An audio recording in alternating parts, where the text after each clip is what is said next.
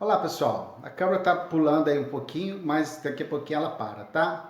Bom, nós vamos falar hoje um capítulo para vocês chamado Transformação da Matéria, tá? É um capítulo pequeno, simples, ele está lá no seu livro, eu estou fazendo sempre a sequência do livro, por ser simples eu vou gravar essa aula aqui, tá? Transformações da matéria, existem três: transformações físicas, transformações químicas e transformações nucleares. As transformações nucleares a gente vai ver no segundo ano, quando a gente estiver estudando radiação, que é você transformar um átomo em outro. Hoje isso é possível através de uma reação nuclear. Você mexendo no núcleo do átomo, você consegue mudar a identidade dele. Mas vamos deixar as transformações nucleares para uma outra época, ok? O que nos interessa aqui hoje são os fenômenos físicos e os fenômenos químicos. Você já deve ter visto isso no nono ano, é bem simples. Fenômeno físico não altera a composição da matéria e o fenômeno químico altera essa composição da matéria. Mas o que significa isso na prática? Então tome cuidado, olha, toda transformação física de mudança de estado, fusão, evaporação, solidificação, congelamento, a matéria não se altera. Ela pode mudar o seu volume, a sua forma, ok? Mas ela não vai alterar a composição. Um exemplo clássico que está aqui em vermelho para a gente é a mudança. Olha aqui do estado físico da água. Então, se eu pegar água sólida, fizer a fusão dela, ela se transforma em água líquida. Fusão. Não deixou de ser água, correto? Uma transformação química, né? Os átomos sempre se conservam. Que isso? Olha, se eu tenho hidrogênio e oxigênio de um lado, eu tenho hidrogênio e oxigênio do outro. Há uma conservação de átomo, mas não há uma conservação da matéria. A matéria é transformada, ok? Na natureza nada se perde, nada se perde, mas você consegue transformar essa matéria, ok? Isso é um processo químico.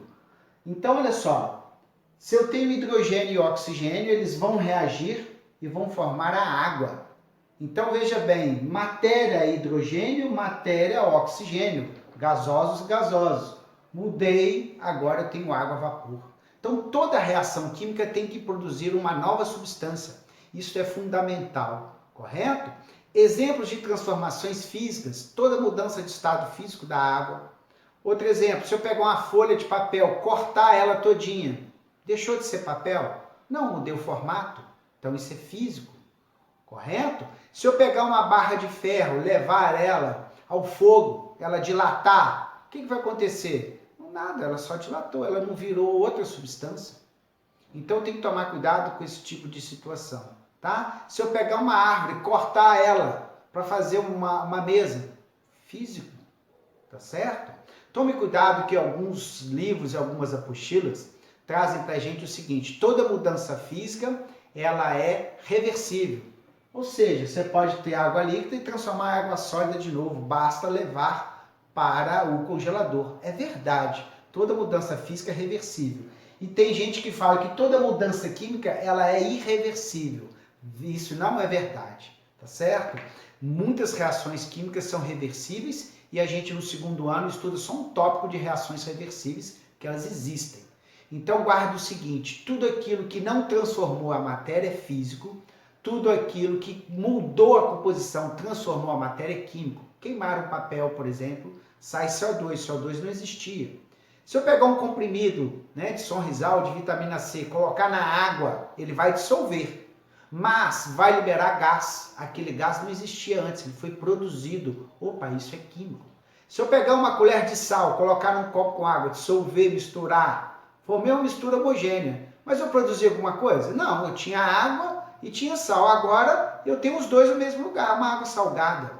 A mesma coisa por açúcar. Se eu pegar um açúcar e colocar na água, o açúcar dissolve. O que acontece? A água fica doce. Produzir alguma coisa? Não, eu tinha água, tinha açúcar e agora eles estão juntos.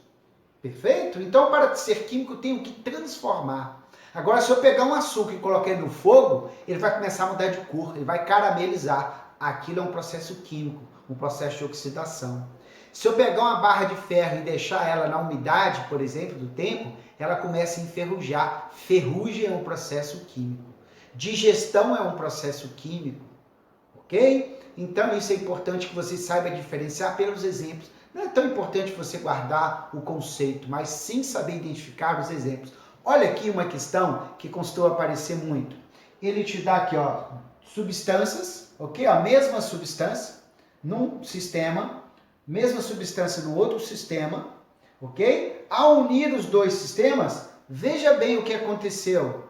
Olha, os átomos estão preservados. Eles estão aqui, aqui e aqui também, na mesma quantidade, olha. 4 bolinhas pretas, 4 bolinhas pretas. 2 bolinhas vermelhas, 2 bolinhas vermelhas. Isso são sistemas que mostram pra gente substâncias, ok? E a hora que eu juntei esses sistemas, o que aconteceu?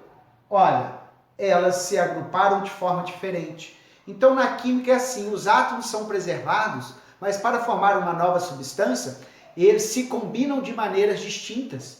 Olha, estão combinados 2 átomos pretos juntos, formando gás hidrogênio, e aqui eu tenho um oxigênio entre eles. Então, combinei de uma forma diferente, montei uma matéria diferente, alterei a composição dessa matéria.